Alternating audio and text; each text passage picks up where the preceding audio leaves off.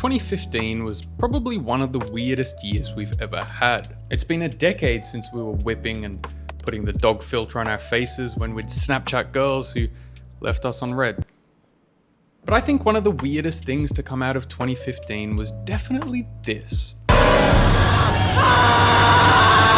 Today, lady and man, we are taking a deep dive into the disturbing truth behind Mckamey Manor, and I can guarantee you don't actually know the entire story. According to court documents, Russ Mckamey was arrested at his home in Summertown on Friday. I'm warning you now, it gets pretty messed up.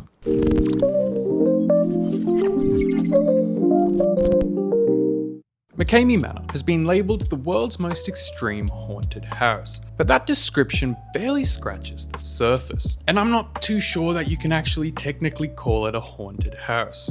To many, who have been stupid enough to believe the lies of Russ Mckamey, the manor is less of a haunted attraction and more of a descent into psychological and physical torment that skirts the line between legal entertainment and outright abuse. For years, its founder Russ Mckamey has defended it as a unique experience designed to push participants to their limits. However, as disturbing stories, psychological trauma, and even legal troubles have come into light, the world has come to view Mckamey Manor as less of a haunted house experience and more of a legal torture chamber, snuff film, Russ Mckamey's kink. Honestly, I don't know. The story begins with Russ Mckamey himself, a showman with a passion for horror who began Mckamey Manor as a relatively tame attraction at his San Diego home. But even in its early years, Mckamey Manor was pretty fucked up, and there were definitely red flags from the start. And I'm pretty concerned that people didn't really see them. I mean, you're literally agreeing to being tortured on camera. Is that not a red flag enough? Okay, so I realize now that some of you might not actually know what Mckamey Manor is. In your eyes, it could just be a haunted house that amps up the spooks a little bit.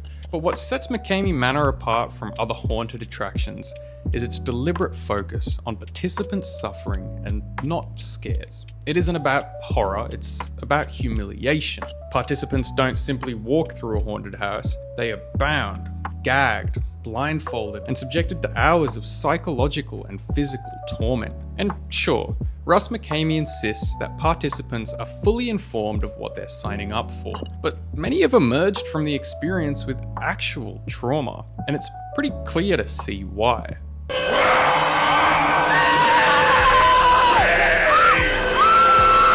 Prospective participants must first go through an extensive vetting process. They are required to sign a waiver that spans between 40 and 50 pages.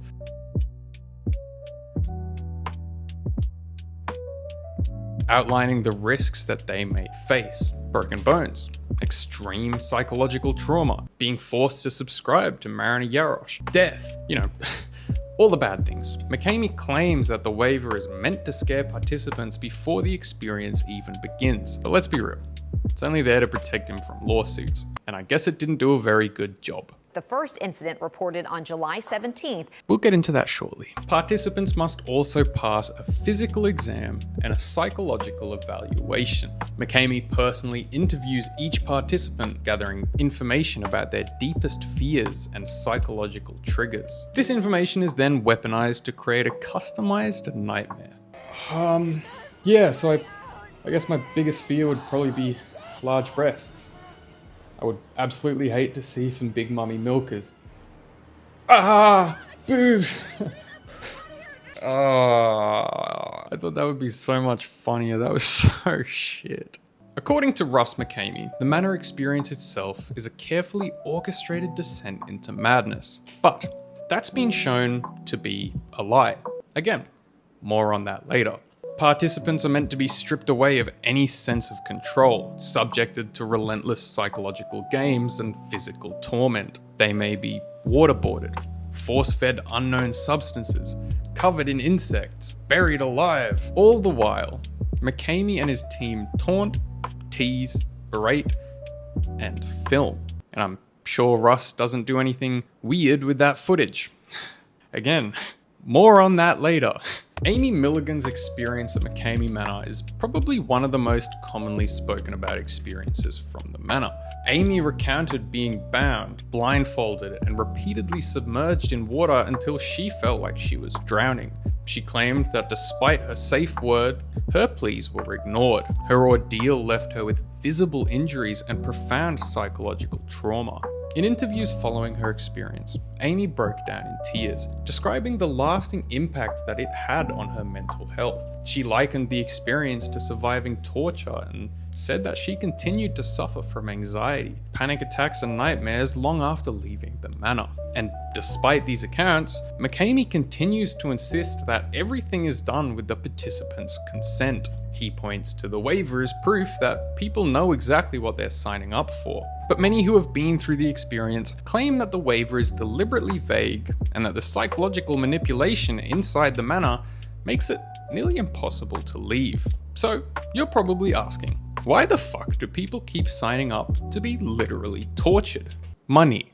It is always money. More specifically, 20,000 big fat American dollars. The only issue being, no one has ever actually received this money. What a shock! The biggest selling point about Mckamey Manor is the promise of winning $20,000 if you manage to make it to the end, and no one has ever made it to the end. And that's not because there hasn't been people strong enough, that's because Russ doesn't actually let anyone get to the end. Every time someone comes close and challenges him, Russ makes an excuse as to why they're kicked out of the experience. One dude literally got removed because he swore too much. I'm gonna let you in on a little secret. I don't think Russ has $20,000.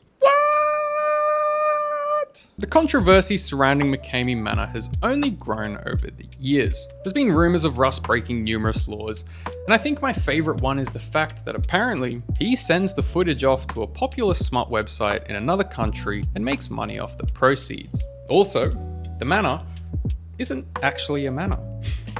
Most of the time you're just sitting in his back garden being tortured. Russ is a weird dude. In July 2024, Russ was arrested and charged with attempted second-degree murder and domestic assault following an alleged incident involving his girlfriend. Tracking crime now in Lawrence County, the owner of an infamous haunted attraction known for its extreme tactics is facing charges. According to court documents, Russ Mckamey was arrested at his home in Summertown on Friday after allegedly assaulting his girlfriend. Does that shock anyone? However, in a weird, surprising turn of events, all charges were dropped. Mckamey Manor is actually still being run to this day. He has a website. It is a really bad website. You think someone with $20,000 to give away would hire a better website designer? I think it's clear that Russ is just a pretty messed up man with some weird fantasies. I'm not one to judge. I just personally do not have an interest in being tortured. I'd highly suggest watching Reckless Ben's series on Mckamey Manor. It shows pretty clearly how much of a fraud Russ Mckamey is, and it's just an entertaining watch. What do you guys think? Would you ever participate in the experience? Like, share, comment, subscribe.